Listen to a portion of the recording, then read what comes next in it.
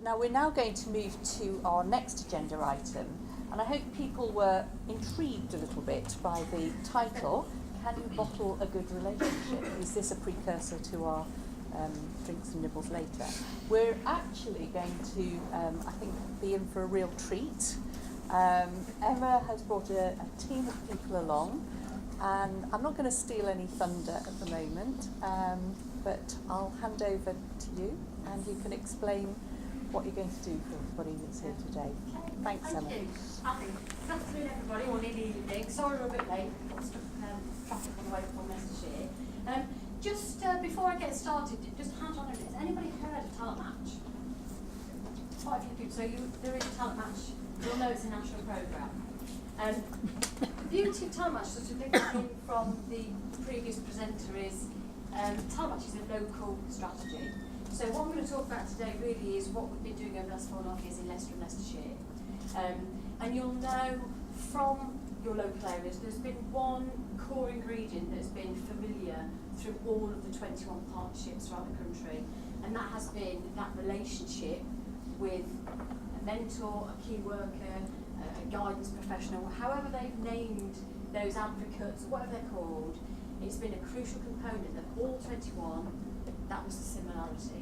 How we've all delivered it, how we've developed it, how we've innovated has been very different, but I thought it was important today with the IEP that we talk about the importance of that relationship, and really how we've tried to embrace concepts of youth work, concepts of community development, concepts of partnerships with actually information, advice, guidance and careers education.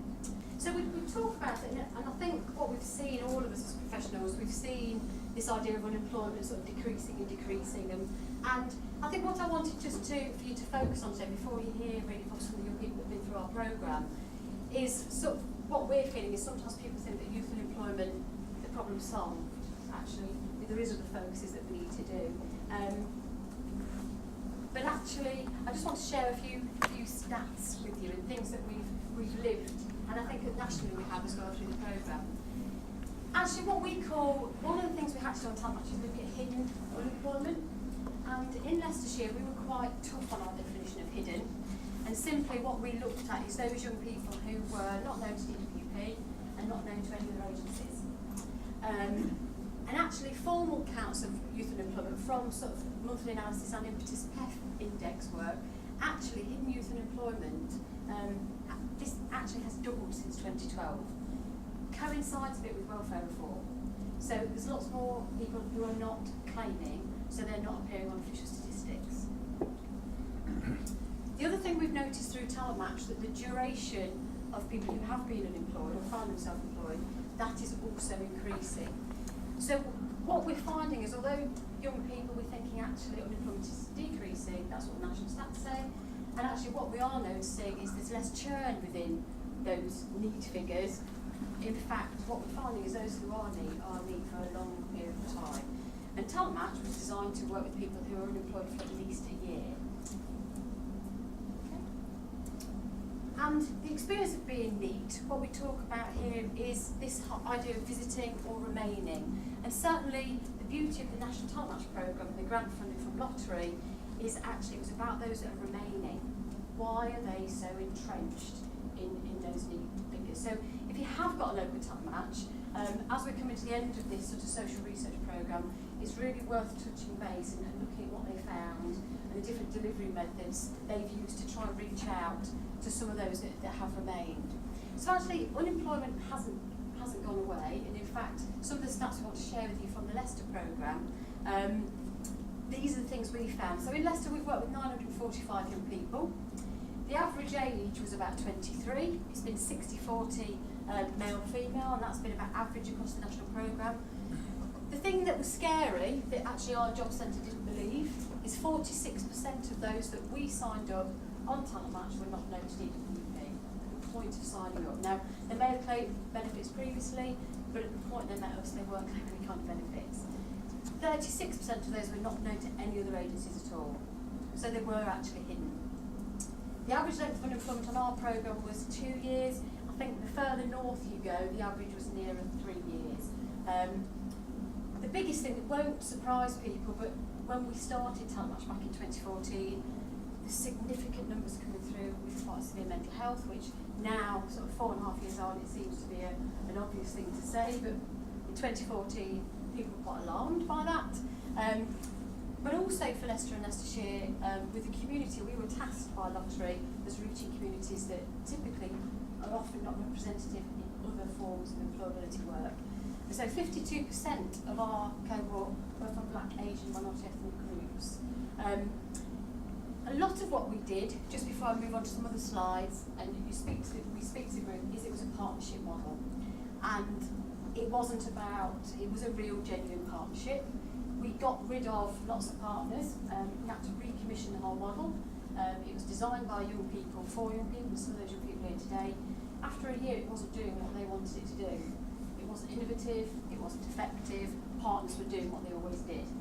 And we were quite visionary as a partnership. We needed to cement that shared vision. So we found a different way of doing things, and they'll talk to you a bit about that and how we made it different. The results in our sector, everybody's interested. Well, how many got a job? How many got a job? Because it was the employment programme. 46% have found paid work, so out of 950. The targets Lottery were aiming at were about 23%. So we've been really, really pleased with that. Only 31% of those have sustained work for 6 months or more. So what we're doing is establishing a relationship with the young person to seeing what that journey really looks like. And it was interesting listening to the Joseph Roundtree Foundation in terms of actually sustaining work, progressing into work, finding that job that's appropriate has been really, really tough. 52 starting an apprenticeship, not very many. We talk about poverty, look at what apprenticeship wages are. You all know the story. Apprenticeship programmes haven't been effective use for some entrenched young people who are often moving independently and can't afford. But actually, of the ones that started an apprenticeship on our programme, 92% have successfully completed. However, Talent Match in work mentoring support. So the big difference for us, we offered wage incentives to employers, and really one of the things we spent 3 years working with employers to say, we've got to sort this out. And you'll hear from the team in a minute, but the one thing sort of I'd like to say, and it's an argument I have with the national programme, is we all spent the first 2 years understanding the young people we're working with, and there's still comments like, well, work readiness, we've got to do this and that and the other. What we found with some young people who've been long-term need is we can get them the best they can be, but unless employers change their attitudes and perceptions, they're never going to get a job. They're never going to stay in a job, they're never going to progress in a job. It's about, are they going to join us on the journey to create more appropriate entry-level jobs for some of our young people. Be innovative with it, take some risks and have a go. And that's the mantra really of our programme. And we've been visited a lot by government and asked, what is it doing, what is he doing? And it's small numbers of things, but it's just saying, look, we've just shown an employer's willing to work with us. But it has taken wage incentives, it has required our mentors actually going into those businesses and working with those businesses on young people, which you'll hear in a moment. One thing, we're coming up to the end of the 5 years of Talent Match, but we have the best value for money per sustained job outcome within the national programme. That's something, we never get to hear about all these accolades, but that was an interesting figure, because if you look at nationally on Talent Match, everybody was funded differently, so you can't actually compare programme to programme. We weren't given a huge amount of money. The key thing for us, when we did our restructure of the whole programme, we had to stop everything and actually look and listen to what young people are asking us. What those young people are asking was a bit more standardisation of the offer. So we all think of community work, everybody does something different. They didn't like community partners doing lots of different things. Young people were saying, how come they get that and we don't? They wanted a bit of consistency, and that's sometimes not the message you hear. But most importantly, we looked at those partners and we looked at the skills and abilities of those mentors. Some of it was about IAG qualifications and training, and it was certainly good employability practice. So sort of the Trailblazer apprenticeship is really exciting, because those that were too entrenched in youth work, they were good at engagement but not very good at progression, not very good at actually really focusing on those employability elements to move those young people through. And we believe as a partnership that some of that ability to achieve that on such sort of a low rate per young person was the partnership working together with youth work models, working really closely with IEG partners, sort of learning from each other. But enough from me. Should we do one more video? Should we try the video? We'll try the video, but these guys, they can tell you much more than I can. Trench coat. Like, where they get that name from, innit? Trench. I didn't even wear trench coats, but like, just thought like for the filming, a little bit suave, you get me? But, oh, you ready, yeah? Hi, my name's Shay, and this is how Talent Match works. Woo! So, what is Talent Match Leicestershire? Well, it's a programme run by the Prince's Trust, which aims to support 18 to 24-year-olds who've been unemployed for 12 months or more in Leicester and Leicestershire, believe it or not. But how do we do that, I hear you ask? Well, one of the ways is by providing free information, advice and guidance sessions. Our staff are extremely experienced, very friendly, and full of exciting ideas. High five. We're good, yeah? Here at HQ Recording Studios, you can learn all about the first steps of becoming a professional music artist with free one-to-one mentoring, studio time, and performance opportunities. Inside! There's also the opportunity to volunteer on the Reboot radio team, where you can learn the ins and outs of radio broadcasting and podcasts by actually doing it. So, what's this do? No! Now, if all of that's not enough, Talent Match Leicestershire also provides support in the county as well as the city, hence the Leicestershire part. Hey, Shay. Hey, Marquet, what are you saying? Oh, it's going great, mate. We're just out here at Gatepost Farm. Guys are just learning how to plough, plant, thresh, crop, all ready for next spring. Ah, sounds sweet, man, sounds sweet. Shay. Jay, what are you up to? Well, I'm just finishing in Hinkley, and now I'm heading to Colville Town Centre to do some drop-in sessions with some young people. Alright, nice. Next time I see you. Alright, okay, bye. Now, unlike Mark in this case, we make sure that the voices of the young people are heard. That's why we provide you with many ways to share your ideas with us and provide opportunities for you to get involved in events and important decision making. We've seen how Talent Match works, now it's time for the summary. 18 to 24, unemployed for 12 months or more, Leicester or Leicestershire. We're here to help. So, now you know how Talent Match works. And if you want to find out more about us, then check us out on social media everywhere. Boom, bam, boom. I've been Shay, and this has been Talent Match. Peace.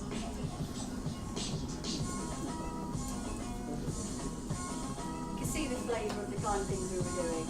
So let me hand over to my colleagues at Mark Frisbee. We have Yasin Al-Ashrafi. God, you can say that. Yeah. Peter Collin, Tanika Walsh and Sun, and hopefully over the next sort of 10 or 15 minutes they'll enlighten you to the world of talent. Colleagues, thank you for letting us visit Manchester. Quite often we're not allowed to leave Leicestershire. Leicestershire is a little county where people still point at aeroplanes. So it's nice to see electricity. Can I ask you to do something for me? Could you go and move and sit next to somebody you think looks quite interesting? Now, before 7 o'clock. Just go and sit next to somebody you think looks quite interesting. I like the fact that you added your own rule there. I just said looks interesting. I didn't say start a conversation with them. But the fact you've done that, that's okay. My name's Mark Frisbee. I run a CIC called Access All Areas Training. I was a teacher for 10 years. It wasn't educating people, it was an exercise in crowd control. And I was doing things fraudulently because I was setting young people. I was a drama and media teacher, and every person that I taught, I told them, one day you will be on the West End as a performer, because I thought that's what was going to happen. I found that very quickly that wasn't going to happen. Some of them would, some of them wouldn't. I then trained as a careers advisor and employability coach. I was courted by Talent Match Leicestershire because they did something different. It was exciting. They put a value on the clients, and I was really pleased to see from the Joseph Rowntree Foundation that great thing of, yes, we talk about all the boring things that the DWP tried to get me to do. I'm a fantastically entertaining tutor, and they say, could you do CVs with my people? I don't want to write CVs. I've got clients who've got 12 CVs that look like they've been written by William Shakespeare. They've still not got jobs. I'm an interesting, hard-working, enthusiastic individual. You know, the personal profile at the top doesn't mean anything, it's just waffle. And then when they go into work, they fail, all kinds of things like that. So what I loved about the project, getting involved with Talent Match, is we went down to micro level. We actually worked with communities, we worked with groups. More importantly, we made it very, very client-centred. The reason why I asked you to move, folks, is because sometimes I think what we've been doing for years, we need to move it around so we see things from a different perspective, a different angle. And me asking you to do this do that a little bit earlier was, let's look at things differently, and let's make ourselves a little bit uncomfortable, because you're sitting next to people who ordinarily you probably didn't come with or didn't start talking to at the beginning of the session. We made ourselves a little bit uncomfortable because we said to the clients, what are we doing wrong? Why are you not working? The most profound and interesting answer I got back, and I've just made a film about it. Why are you not working? Because I don't want to. Has anyone ever actually taken that into consideration? Some young people just don't want to. What are we going to do about it? What we do about it is we mentor them. And I'm absolutely delighted that first and foremostly I'm actually joined on the stage, although budget didn't actually afford us a stage. I'm joined on the carpet with the UK's, are you the UK's greatest mentor? Probably. It's kind of like, it's like the world's greatest showman, but without a circus and Hugh Jackman. But it is Yassin. Yassin, you are the UK's #1 mentor. So I'm going to ask you a couple of leading questions, because I know we've got very, very valuable clients here and think, okay, mentoring is the way forward. I genuinely believe that if we do want to move people and we want to motivate people, we make friends with them first. I'm really delighted that they used my little quote at the beginning, how do you bottle a good relationship? That's one of mine. I think it is about relationship building, and I think the future of employability training and preparation is about forging that relationship by being a mentor. Yassin, how do you do it? I need to know. Well, everybody does it differently, but for me, what I do is just, I suppose, treat everybody the same, you know, like, I suppose like friends or like family, you know, if somebody, where do you want to get to? Well, how can I help you? Can I help you? No, well, who else can help you? And I think it's about being passionate about whatever your field is. So mine's kind of music, enterprise, creative arts.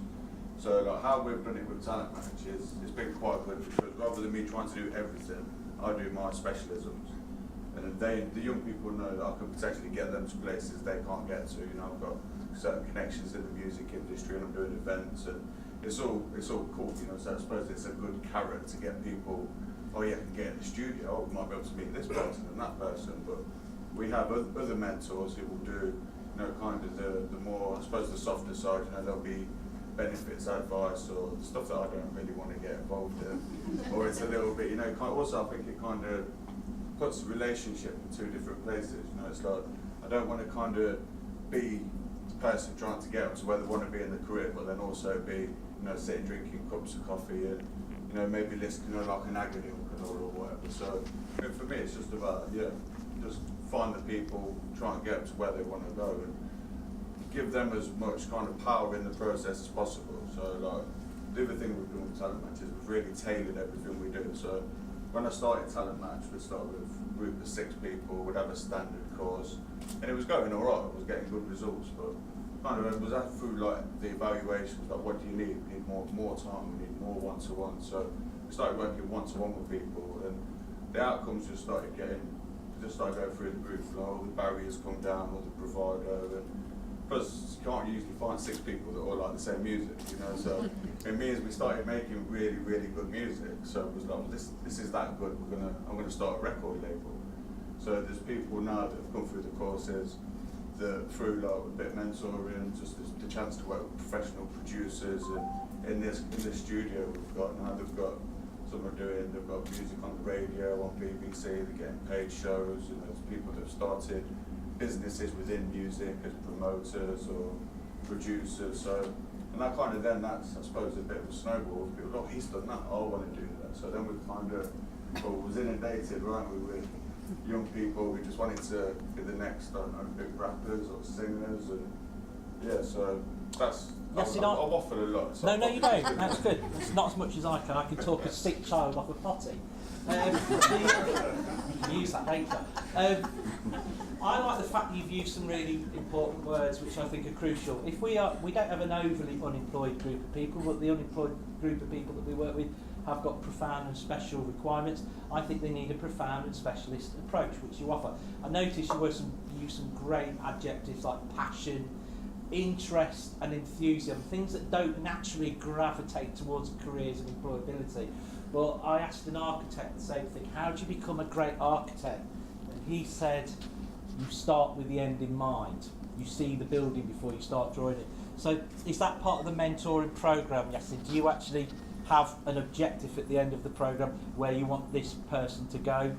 Well, to be fair, I just want every person to get as far towards reaching their full potential in the amount of time we've got with them. So I'd be like, well, where would you want to be in 5 years?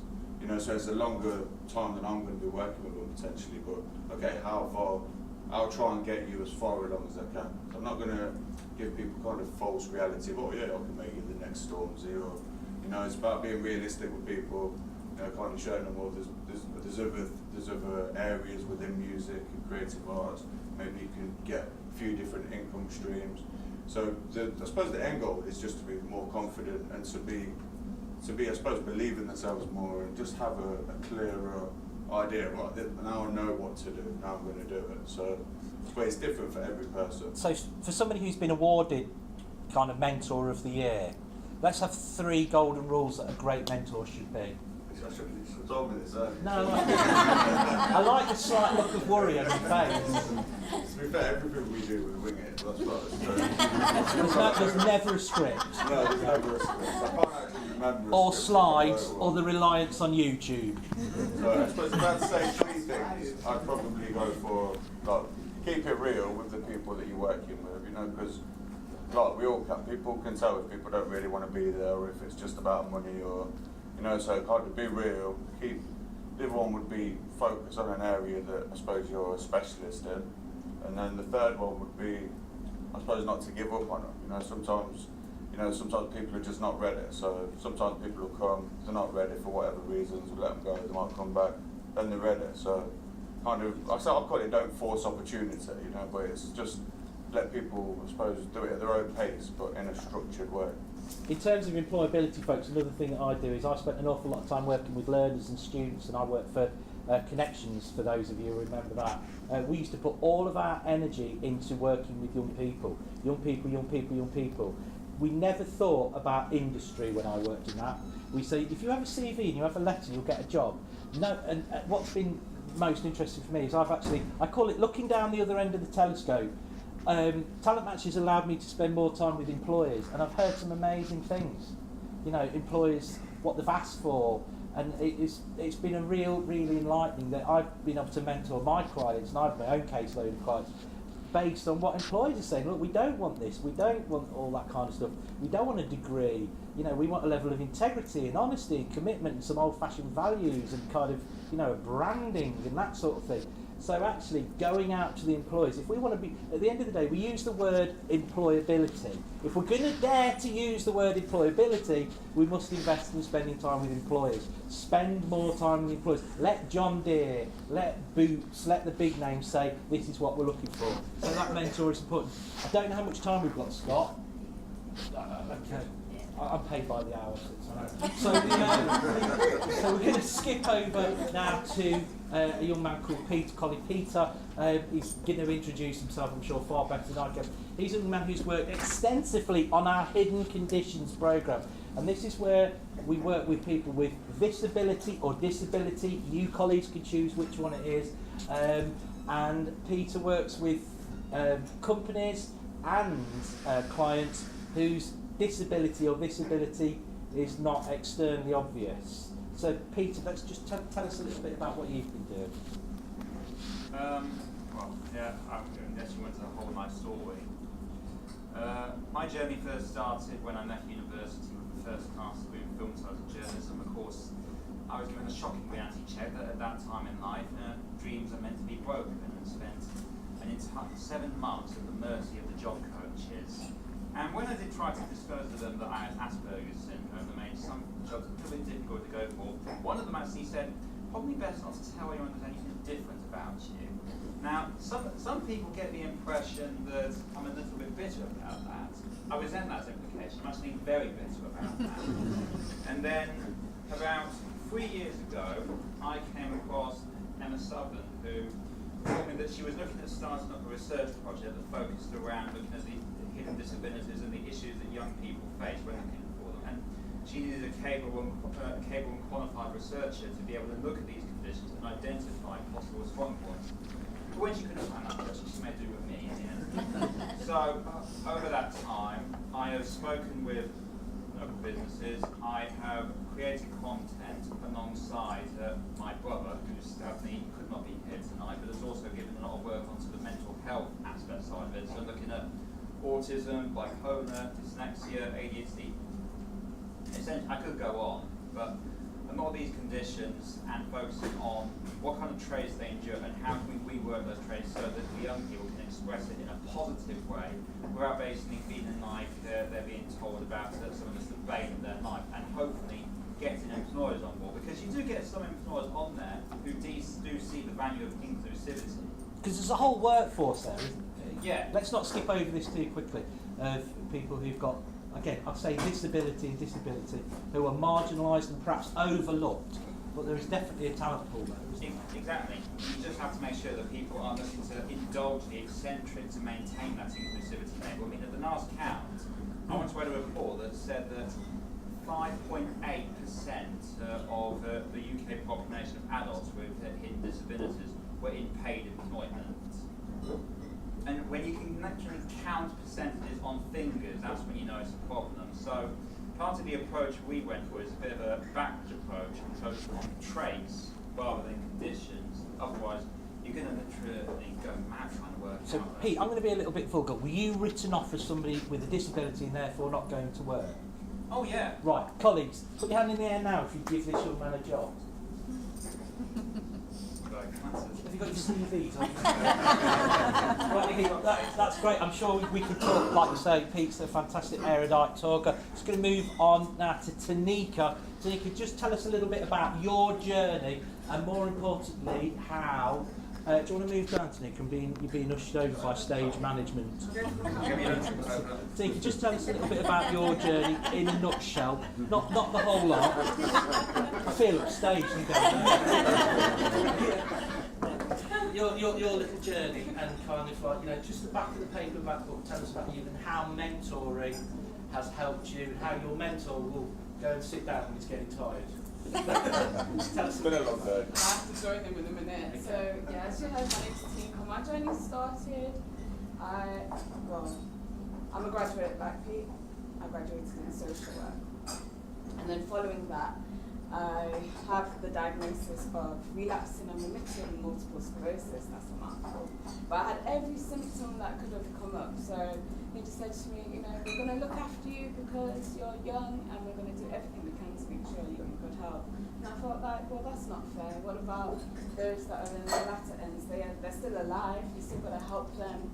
So I was just sitting in my hospital bed thinking, okay, now what do I do? I've got this degree, and I hope that I'm not then marginalised and that tokenistic, we've got somebody that has something that's wrong with them. So I tried to overcome it, but it was hard. So I was at home feeling sorry for myself for a while. And then a friend told me about Talent Match. Word of mouth is definitely a great way to get something started, because if it works for somebody that it encourages you more to get involved yourself. So that's what I did. And then I was able to utilise my skills that I developed at university to start going into different projects. For example, the Get Into project at the hospital service. So I was able to be involved in the discharge team, and also I found myself helping other young people on the project. So the ones that were a bit more shy than myself, I was able to encourage them and say, okay, don't give up, we're all in this boat together, but if we work like a family, with the help of the mentors, then we'll be able to push through it even better. You just said something you speak beautifully. You just said something so important. Guys, I think the greatest gift that we can do while mentoring people is to train these people to be mentors themselves. It's that whole thing that Peter taught me. Buy a man a fish, he eats for the day. Teach a man to fish, he eats for a lifetime. I love that. But if we can kind of mentor you to a point where you mentor your own little peer group, because we know that you're far closer to the age demographic, there's a lot more trust. So you're actually mentoring people yourself now in your own community. That's correct. Yeah, brilliant. Doesn't get better than that. Fantastic. I don't know how much time we've got, Scott. Okay. I think we're probably going to kind of wrap with a rap. Guys, does it get any cheesier? I know for a fact that what you're about to see, I cannot follow. So I'm going to say thank you. Like I say, my name's Mark Frisbee. I run a CIC in Melton Mowbray called Access All Areas. If you want to pop in, get a business card, I'll treat you to a slice of pork pie. So there we are. So just to say, they've been very modest. I just want to give a summary. Please do, yeah. Yasin al-Ashrafi last year, through the Prince's Trust, won Good Morning Britain's Mentor of the Year and appeared on TV through a public vote. So, earlier this year. It's been a long year. Previous to that, we've had several national winners with the Trust, but actually only last week, Peter and a team of young people actually won the Community Impact Project of the Year for the whole central region through the Prince's Trust Awards. And actually, Pete, through his innovation and his team, there are 12 young people today, and they are the young people that have been on Talent Match the longest, for over 4 years, and as professionals, resellers, don't know how they'll ever get a job, but they want to work. They are in work, they've been in work for 6 months, in a warehouse, as a collective employment pilot, with lots of support from the employer, and it's working an absolute treat. Well, Emma, let's kind of, while we've got you here, right, okay, so I'm going to ask you, so why has what Talent Match, in your opinion, been so successful? You have had countless amounts of awards. You know, we've got the Mentor of the Year. Peter's just won an award. I think you've been very humble. We also won the East Midlands Chamber Award. What do you think we've done slightly different? And here's one of my favourite phrases, guys. If you keep on doing what you always do, you only ever get what you've already got. We say this all the time, it's part of it. Peter, have you got your hand in there, or yes. You just wait? Oh, right, okay. I did ask Emma, but if you want to hijack Emma's, that's even better. At the end of the day, the only reason this project has worked as well is down to one thing: innovation. We see a lot of these issues every day, and they've been there before Talent Match's nighttime, will continue long after it's gone. But I think what makes Talent Match special is that it takes all of the lessons we've learned and manages to go for a more empathic approach that at the same time maintains a stomach for innovation that I think Emma probably will then Just take risks. I know sometimes people say contracts don't allow you to do it. Take risks, listen to what young people want, and believe you me, you put your employers and young people in a room together, you get some fantastic solutions. I know that works. I use drama therapy in that I do, which ordinarily if you go to the DWP and I say I'm a former actor and I use drama therapy, they go, how is drama going to help these people? Guys, if you want to read my statistics and the work I do with the DWP, you'll be amazed that we have to take risks. We have to do things differently, and we have to be open-minded and susceptible to change. Like I say, we're going to wrap with a rap. I'm going to chuck over to Yasin because you're going to introduce this handsome and extremely talented young man. Perhaps tell us about how you work and what's going on. Thanks, folks, by the way. Have a safe journey home.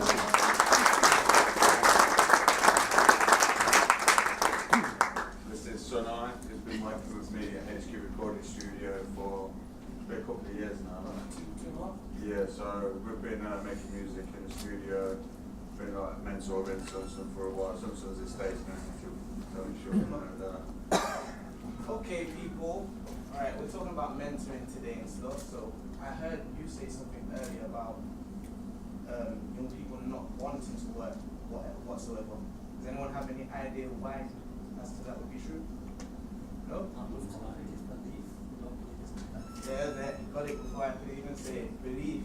A lot of young people, they don't believe that they are good enough to receive the job they're even thinking of applying for, from either past due to family issues, your social class, mental health issues, and all of these things that just alienate the person. And that's why I think mentoring is so important, because, for instance, take myself into this example, I was out of work for, let's say, about 2 years, I think. But yeah, but yeah, I met Yasin through Talent Match, and he was a bit different than any job centre courses I was put on. He was not, like he said, he's not so personal as to the point where we're drinking coffees and having a laugh, but he showed that little bit of love and attention. Like, I believe in you that you can get this far, so why don't you believe in yourself? And that drive, that kick up the arse is powerful. So yeah, everyone in this room, continue doing what you're doing, man, because it's an important job. Like, the youth are very important. When like all of us are gone, there's going to be a next generation that has to carry on our work. So,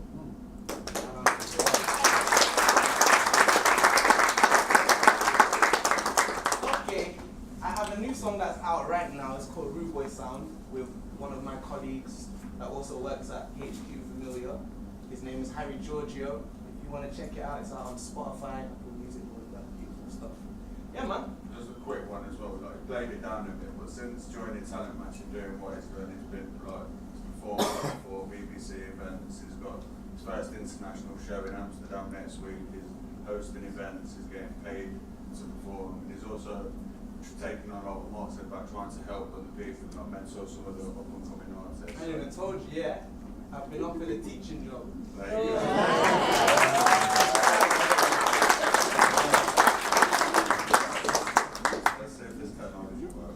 All that beautiful stuff. How are we doing though, people? Everyone alright in here?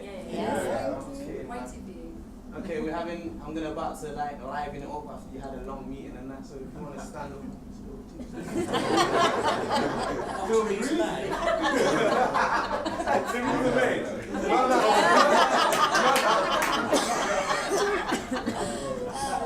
She's got everything with the dance now. Oh, yeah. She's got the guts though, she's got the guts. Let's see Donald Trump doing that. Okay, this one's called Rude Boy Sound. I hope you enjoy it. Hey, can I get some more volume? I'm a city crazy and my head is skankers. This one's called Rude Boy Sound. Check it out right now. I don't have to do it, Joe.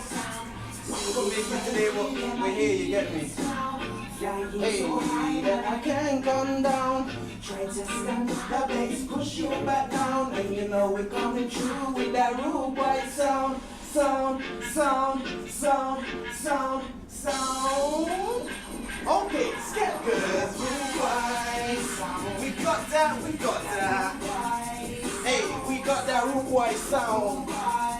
Yeah, we got that. We got that rude boy sound. We got that rude boy sound. He got that rude boy sound. You got that rude boy sound. We got that. Okay, come follow me, sound now. Me and Harry Greaves at the talk at the town now. Any little sound boy forget lick down. If they want come test this ya king with it. Make me speak a little lyric while I'm switching up my tone. Me a star, have your girlfriend kissing through the phone. Make me get up in my zone. I'm going to aftermath. Invest in the music and we flip it like an aftermath. Yes, in them not ready for the masterclass. We no run no down, no run no bag of chat. Money have to make, we need a bag of cash. And pretty girl to make it bounce to me like a Cadillac. Whoa. Hey. Vibes right now. Yes, vibes in. The bass push you back down. Yes, with that rude boy sound, people. Yeah.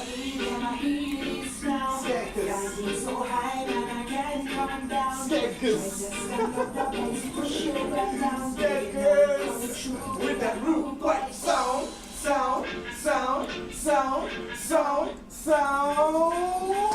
Mate. We got that. got that boy sound. We got that, we got that. We got that rude boy sound. Yeah, we got that rude boy sound. You got that rude boy sound. Yeah, you got that rude boy sound.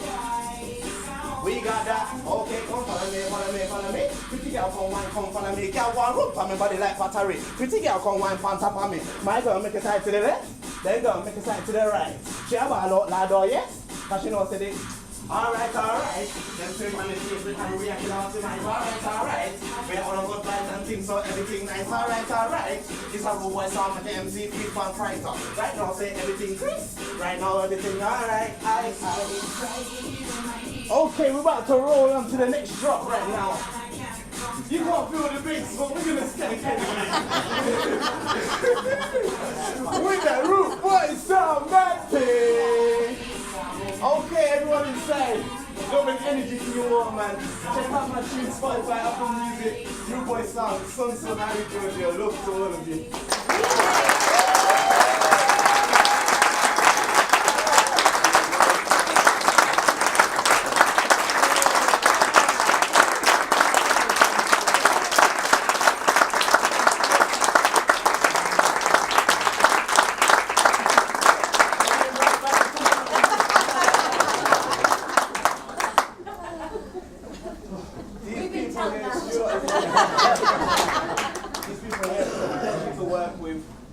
They've always shown me love and dedication, even in my darkest times. And yo man, I hope to prosper with every kind of event and everything they put on, man, because you love the people. Just so you know as well, when he does that in a club, like everyone stands up. And what you don't know is in a minute we're all going to stand up and sing "We Are Family."